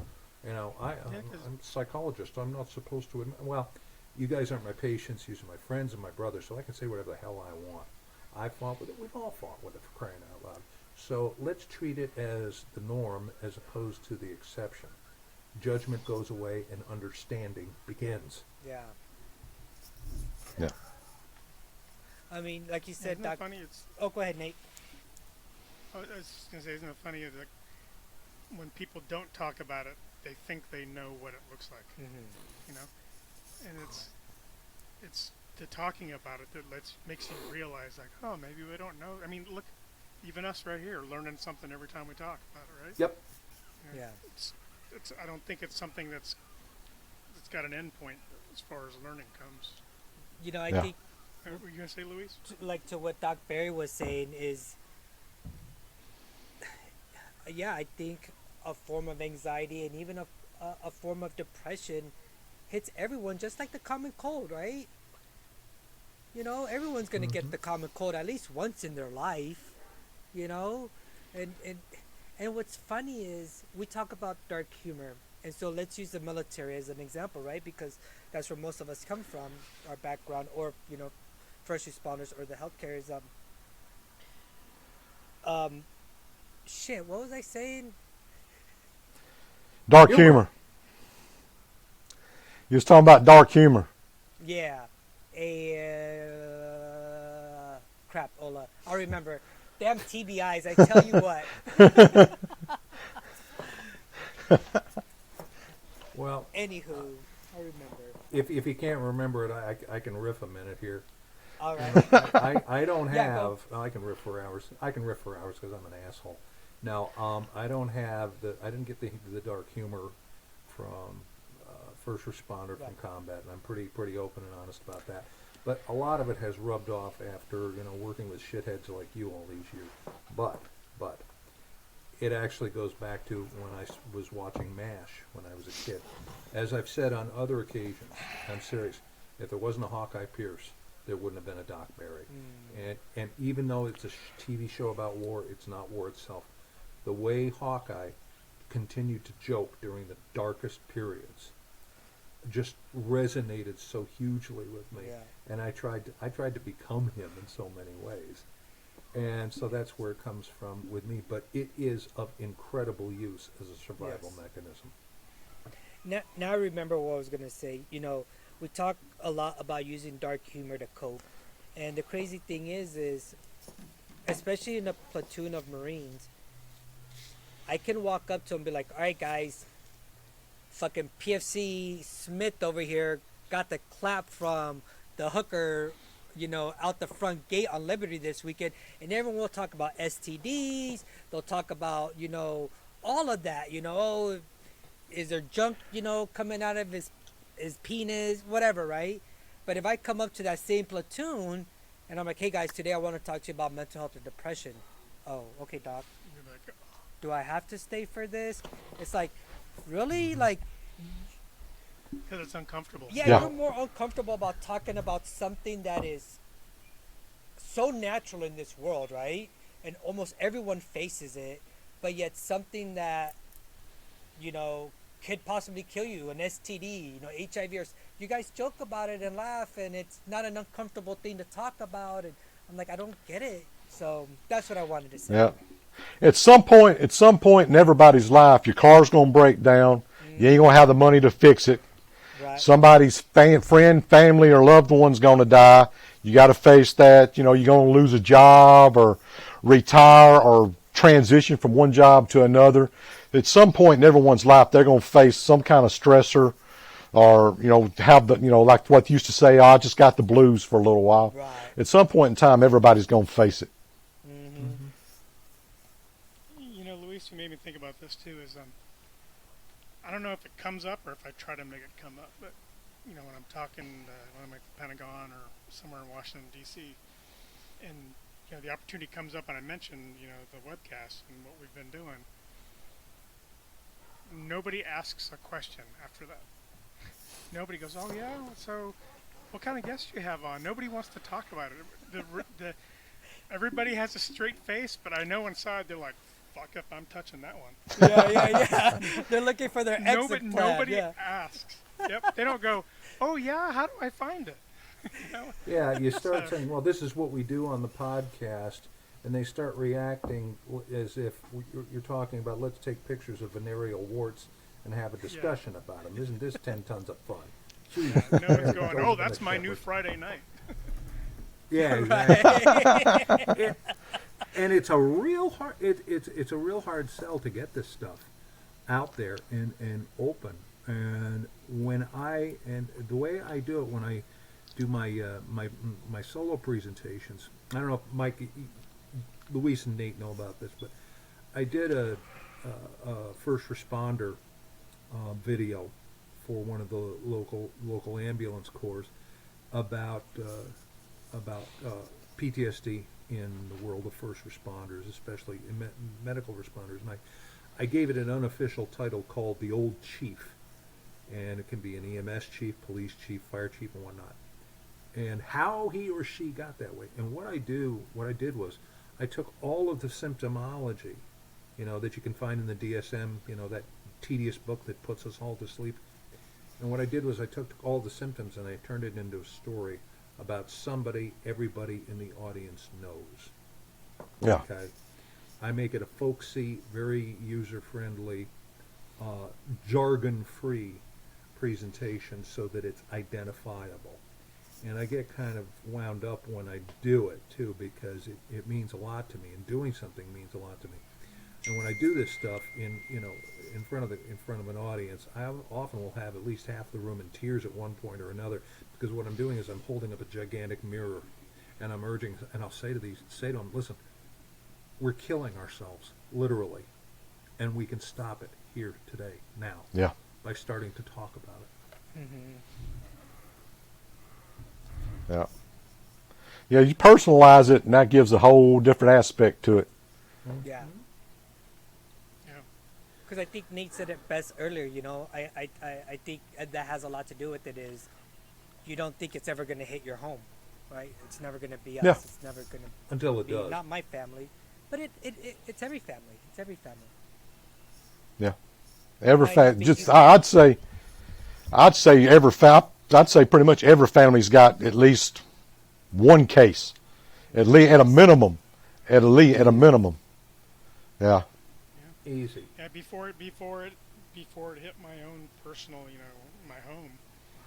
I always thought that my family, my extended family, that there was nobody. And then I remember talking to my mom one time, and she has helped me. I was piecing together some memories and realized, that my own grandmother, had tried to commit suicide, and was. I remember visiting her in the hospital, but as a kid, but not thinking to myself, "Hey, why is Grandma in the hospital?" Right. Yeah. But it was because you didn't talk about it. Kind of just forgot all about it, and it was never a part of my life until it came home. Right. Yeah. Yeah, I'm sure when you were a Yep. child, it was like, hey, we're going to go visit your grandma in the hospital. She's really sick. And then when she got out of the hospital, they're like, oh, grandma's doing better now. And you as a child, you're like, oh, good, grandma's home, right? Yeah. If it only were that simple. If only. I know. Where's that switch? You mean you haven't invented it yet? The fuck? Yeah, I gotta get an easy button. We'll make an easy button. It just says live. Yeah. Yeah. Choose life. But But yeah, the there's idea is to definitely, choose life by- talking about choosing life, Mike, there's definitely, me and my family, I was talking about this last night, and I love this saying where it says, the grass isn't always greener on the other side.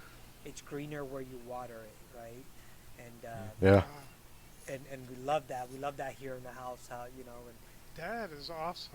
You always hear the first part. I've never heard anybody say anything after that. oh, okay. That's good, man. Yeah, so it's true, it all comes down to self-care.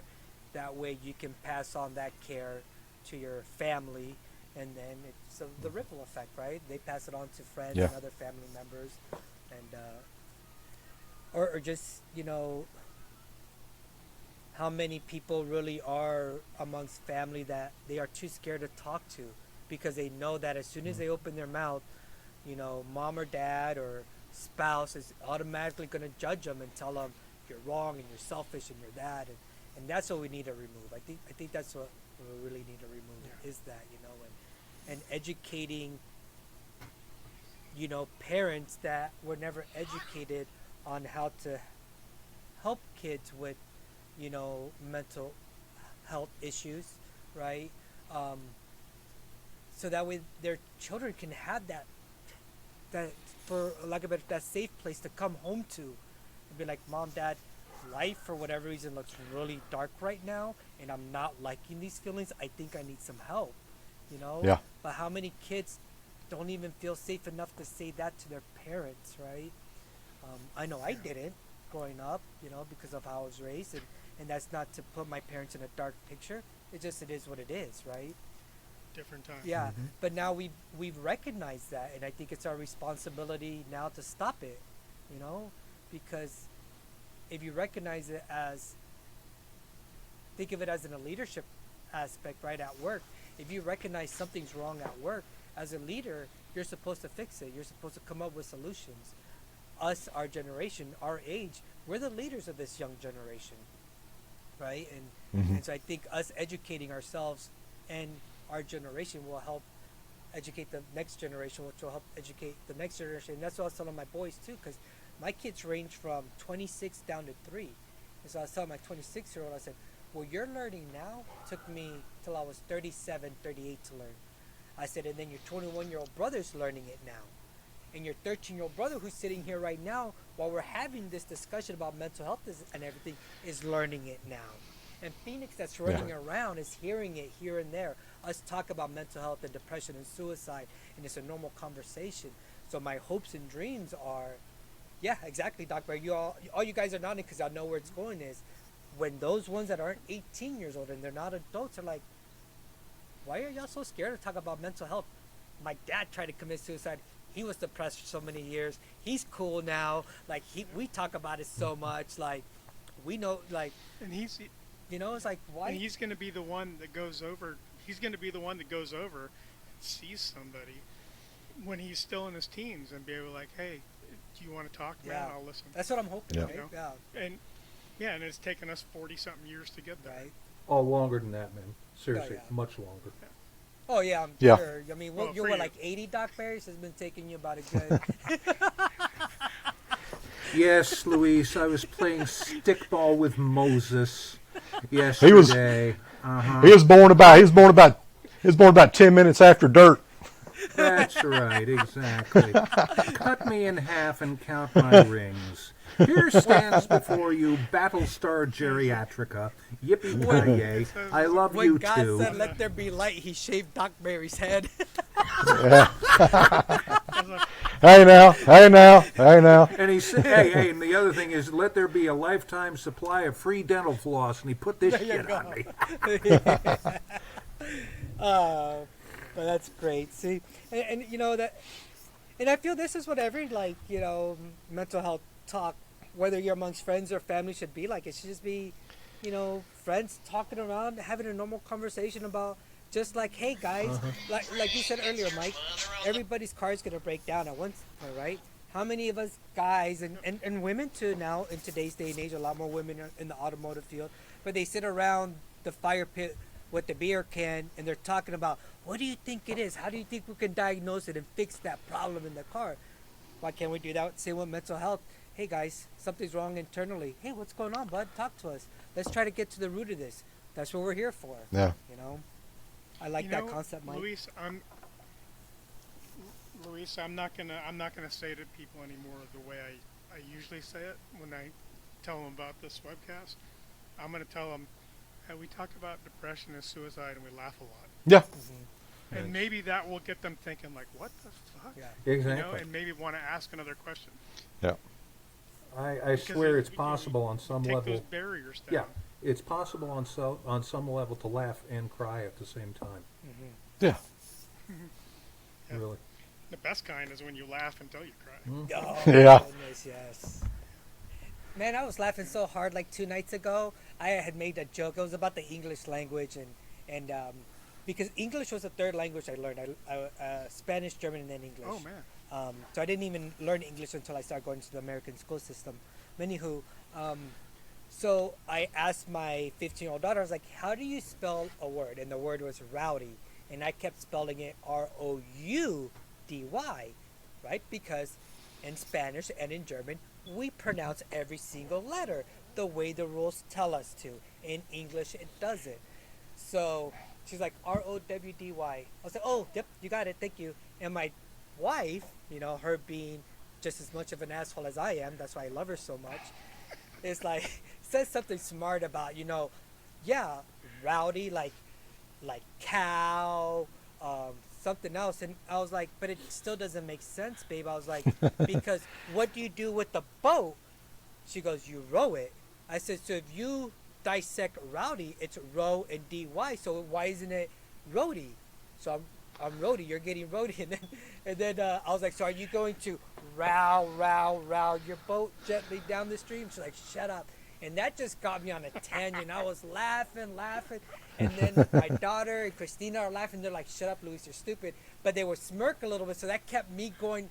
And finally, to the point my back started hurting. That's when you know you're old, or when you know it's a good laugh. And I'm like, my back's hurting. Stop. Everyone stop laughing. How'd you throw out your back laughing? Right? No. This is the only day of the week I laugh, I think. Well, that's why I figured Mike would fit in This right definitely around has been a good around one. here. This the one. Just right? unbelievably crazy like the rest Normally of us. we always Now- say this, and it's genuine. But this one, I needed this one today, guys. I did. Thank you so much. Well, I appreciate y'all inviting me. Like whenever Doc messaged me on Facebook, I'm like, what do you do? I've never done anything like this before. And he told me, he said, it's just like sitting around a campfire, just, like a little BS session. I'm not going to lie, then I'll give it a shot. But Yeah, that's all I it is, appreciate right? it. Yeah. Camaraderie, brotherhood, sisterhood. Right? Yeah. And just And love now- and compassion for fellow human beings. Right. And now, well, I mentioned this before we went live. Now we're winding down, so what the hell, I'll tell 'em now. It was a lot of years ago, and it was on Facebook. Mike posted this unbelievably graphic scenario, which is one of the funniest, just about top 10th of 1% funniest things I've ever read in my life. And it went something like, when I cut my toenails, I just leave them under the bed. That's just in case, some ants walk by and they have to defend themselves and they can use the toenails for swords. I was like, who the fuck thinks this shit? I lost several synapses reading that 10 times in a row. I called the man up and I said, that's the sickest and funniest thing. And he goes, ho, ho, ho, ho. Gee, you didn't have to call that. Glad you liked it, Doc. Ho, ho, ho, ho. And I'm like, yeah, okay, yeah. In another age, Mike, you would be called prophet. Whoa. It's Man. that same kind of mind, Mike, like those undertakers who tie people's shoes together inside the coffin. Oh yeah. Their own personal inside joke. Yeah. So Yeah. the apocalypse. They're the only ones that know, but they do it just to get a kick out Yeah, of yeah, themselves. Yeah. Absolutely. Absolutely. Oh man, I needed this today. I'm about to drop some paperwork tomorrow. It's gonna make a lot of people unhappy at work. So Good for you. As long as it makes you happy, that's So all it's that gonna be- matters, brother. That's right. it will in the end, even if all it does is cause them to hold a mirror up and look at themselves. Yeah. So, And if they're as bad as you say they are, that mirror's going to crack, and then Yeah. game on. I mean, what are they gonna do? Charge me AWOL and take my pay 2 days before Christmas? Shave off your beard and send you to Okinawa. Yep. Yeah, no, I definitely needed this. When I saw what time it was, I was like, shit, I'm going home, and there's no way I'm missing Thursday. I actually slept 45 minutes last night to make sure I left in time to get to work early, so I knew I'd be here in time. Well, actually, I took off at 12 so I could make sure I was home in time. Man, And I've been slaving over hot psychotics all day long to make sure that I'm back in time. you only work with the hot ones? I'll send the cold ones to you. That's not what I meant. But okay. It's what I meant. God almighty. But, All right. oh, And, Laughter is the no, best it- medicine, gentlemen. Laughter is the best it medicine. is 100%. It is. Yeah. It is. And yeah, Mike, I know Luis said it earlier, but yeah, thank you for Yeah. being so open and Yes. talking about it. Yeah. It's hard to see in one quarter of my screen, but when you tell us, when you say, "Oh man, it almost got me," I'm like, I know exactly what he's talking about. I know that moment when you feel like your throat is gonna conspire against you. Yeah. Won't let the words come out, but you force them out anyway. Right. Yeah. Right. That's the good talk right there. Yeah. Because Yeah. it's real. And it impacts people. It affects them on an emotional level and a visceral level instead of just an intellectual level. Yeah. And when Nate and I do the veterans paper, which we've just done for the 16th time, periodically a question will come in and it hits him like a train and he gets choked up and he gets choked up. And that's fine, I won't steal your thunder, Nate, but you've said that, this is why I do this. And so I've quit telling them in advance that it's going to happen because you were right. I think the one time I did that, there were like no questions. yeah, I was like, exactly. I was like, you're gonna ask me questions. I'm gonna cry. I don't know why, but I will. Mhm. So everybody was afraid of being the person who was Yeah. gonna ask that question. Yeah. And nothing happened. I'm like, Gotcha. that sucked. It's a learning and now it's- process, man. Yeah, and I think, like you said, Doc, Harry, too, it's when people see that it comes out almost randomly or not when you would expect it, you can see that they felt it. Because it's also a raw, powerful emotion. It's not like a scripted, emotion. It's not, it's genuine. It's raw. It's real. It's, like There's gonna be people Mike, who but watch- that's the, and when he was like, oh, Yeah. apologize, like, no, there's nothing to be apologetic about. It's first and foremost, they're human, natural responses to a time in your life that wasn't the best, right? Or Yeah. had you at the very edge of like, man, am I even going to go home today? So, and then, but yeah, just that raw feeling, man. That's that's what connects us, right? That's what allows me to remind myself, wow, there are other people just like me, and they're called human beings. Yeah. Because we all experience it. nobody but we wants all to come right. sometimes, yeah, but we all sometimes feel like we're the only ones. We're the only ones that experience this, and we're not. Right. As far as leadership, don't you know though, that I have feelings? yes, Yeah. yes, you do. I've seen them many times. Getting back to the whole idea of leading from the front and whatnot, I kind of fell off track. Luis, you in a position of leadership, you've heard me say this before. Mike has not, and I've said it on other podcasts too. But in case we have any fresh members in the audience, we've all heard the name Audie Murphy before. The most decorated soldier this country has ever produced. I mean, he looks in full regalia. The man looked like a Christmas tree. There just wasn't enough room on his uniform to put all those decorations. And he came back from World War II knowing absolutely that something was terribly wrong. He was sleeping with a loaded .45 under his pillow. God only, he was symptomatic as hell. Married twice, the whole thing. And he started petitioning the U.S. government to look into this. And of course, did they do a great job doing it? The jury's still out. But when you have somebody like that saying, hey, listen, I came, in not so many words, back in 1945, I came back from this war and I got fucked up. That's leading from the front. And that's what we need more of. People with credibility and the people know. Yep. Yeah. And can go, shit, I know that guy and he would not make this shit up. That's right. And if Audie can do it, then we all can do it. For sure. Well, gentlemen, with that note, I guess it's a great time to. We'll leave that for the pondering audience to think about, right? And like I said, Mike, once again, it was such a pleasure to finally, first and foremost, see you face to. I guess do we call this face to face now in our day of age and technology? I guess so. Yeah. Yeah.